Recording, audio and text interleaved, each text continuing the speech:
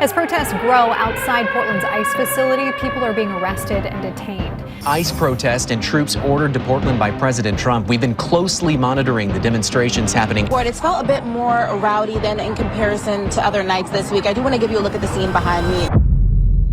Portland just witnessed one of the most intense federal crackdowns in recent memory, and the images that came out of the city looked less like a protest and more like a battlefield. In the span of hours, federal agents backed by ICE battalions stormed through an underground riot scene, dragging suspects out of vans, smashing through barricades, and sweeping the streets with rifles, shields, and gas masks. The operation was launched in direct response to an eruption of violence that centered around Portland's ICE facility, where more than 100 agitators converged in an attempt to overwhelm federal property.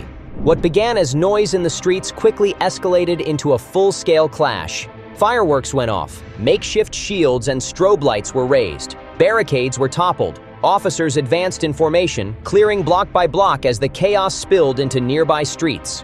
By the end of the night, dozens of arrests had been made.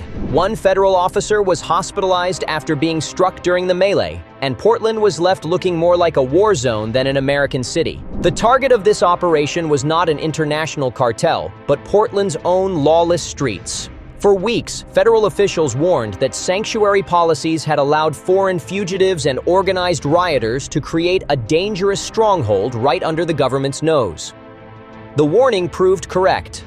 ICE battalions and federal protective units pushed back with a blunt message.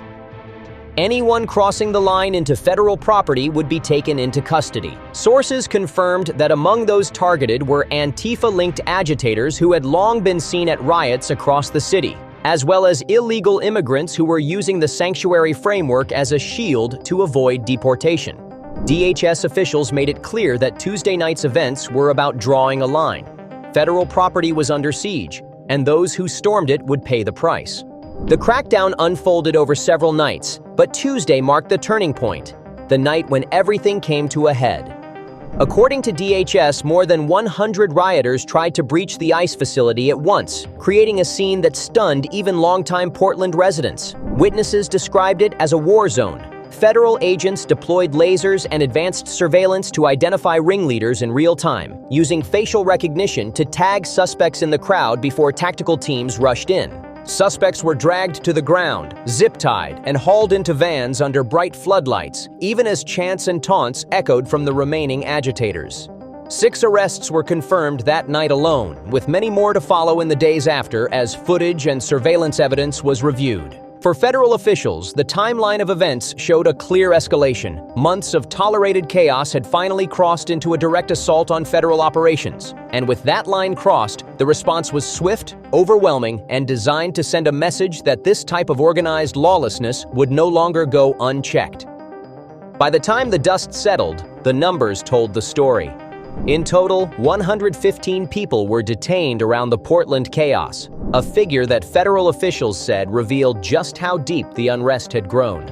What stunned many was the breakdown of those arrests. 17 had military links, with 8 of them actually working as security inside the chaos, while more than 100 others were handed straight into ICE custody after failing to prove they were in the country legally. The detainees represented a cross-section of foreign origins: Guatemala, Cuba, El Salvador, Mexico, Venezuela, Colombia, Nicaragua, Chile, and Honduras, underscoring what ICE sources called a patchwork of lawlessness operating under the umbrella of sanctuary city protections. Officials stressed that this was not just a random sweep of protesters. These were individuals directly involved in assaults on federal officers, breaches of federal property, and violent tactics meant to overwhelm the city's defenses. The tactics used by the rioters made it clear this was not peaceful protest but organized disruption. Video footage reviewed by investigators showed agitators hiding inside vans, chasing officers in the street, and moving in groups with gas masks and body armor.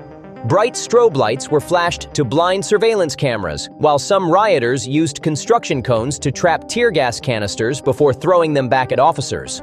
Others carried fireworks designed to be launched directly into federal lines, turning what might have been considered protest tools into weapons of intimidation. ICE agents said the supplies looked less like homemade improvisations and more like carefully planned kits.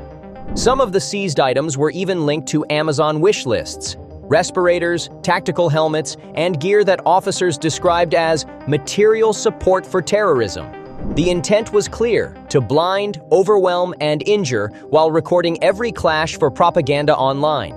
Federal reports confirmed the violence went far beyond chance and noise. We have a lot of Portlanders who for a lot of years have suggested that we have been over-officious or targeting them or discriminatory in our approach to them. Officers were assaulted with makeshift weapons, including clubs and metal pipes. One agent was hospitalized with injuries sustained in the chaos, while others reported being struck by flying projectiles. Agitators lit fires in the streets, vandalized property, and taunted police while live streaming their actions to thousands of online viewers. Investigators said the live stream served two purposes. First, to glorify the confrontation, and second, to direct new recruits into the chaos by showing them that resistance against ICE was possible. But the end result was very different from what those behind the camera imagined. Many of the individuals who had broadcast themselves ended the night zip-tied on the pavement, their own footage now being used as evidence in federal cases. Charges facing the arrested include trespassing on federal property, obstruction, and assaulting law enforcement, crimes that prosecutors warned could carry years behind bars. Not everyone in Portland saw the crackdown as an overstep. In fact, local backlash against the rioters had been building for months. Residents near the ICE facility said the noise, strobe lights, and nightly chaos had turned their apartments into war zones. Some had already filed lawsuits against the city, accusing local leaders of refusing to enforce basic law and order.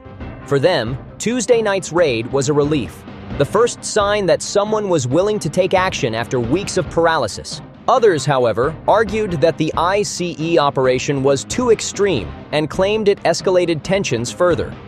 That divide reflects the deeper fracture within Portland itself. On one side, residents pleading for peace and safety. On the other, activists determined to fight federal presence at any cost.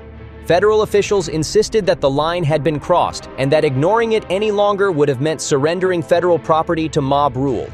Federal officials defended the crackdown with a blunt message. This was not about politics. It was about protecting federal property under siege. ICE agents said that every arrest sent a message: cross into federal lines and you will be taken down. DHS confirmed that advanced surveillance tools were used throughout the operation, including facial recognition systems and digital tracking, allowing agents to pick suspects out of the crowd and tie them directly to past attacks on federal facilities. For agents on the ground, it was not about chasing every agitator, it was about dismantling networks. By targeting the leaders, the drivers, the masked individuals directing the crowd, they sought to break the structure that allowed the nightly chaos to continue. This was not a show of force, one official said. This was enforcement of federal law. The tone was clear. Anyone who believed sanctuary policies offered protection was mistaken. The raid also reignited the fierce national debate over sanctuary cities. Portland's refusal to cooperate with immigration enforcement has long been criticized by federal leaders as a magnet for fugitives and a shield for organized agitators. In this case, ICE officials argued that the riots were proof of what happens when sanctuary policies collide with federal enforcement.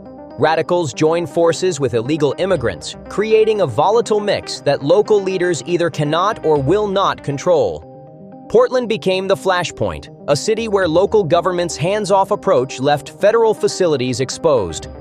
Federal agents stressed that their intervention was not optional, but necessary.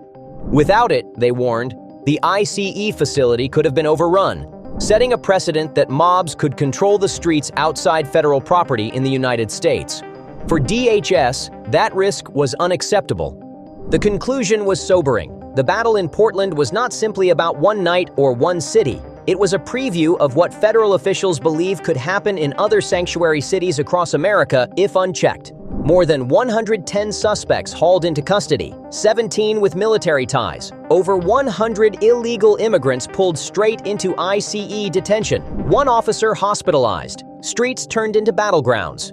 To federal leaders, these were not just numbers, they were warnings. Each arrest highlighted how close lawlessness had come to overwhelming federal enforcement. Each weapon seized underscored how organized these groups had become. And each night of chaos made clear that without federal intervention, local residents would continue to live in fear. As dawn broke over Portland, the message from Washington was unmistakable. The crackdown has only just begun. Federal agents are not retreating, and the next time agitators gather to storm federal ground, the response will be just as swift and just as decisive.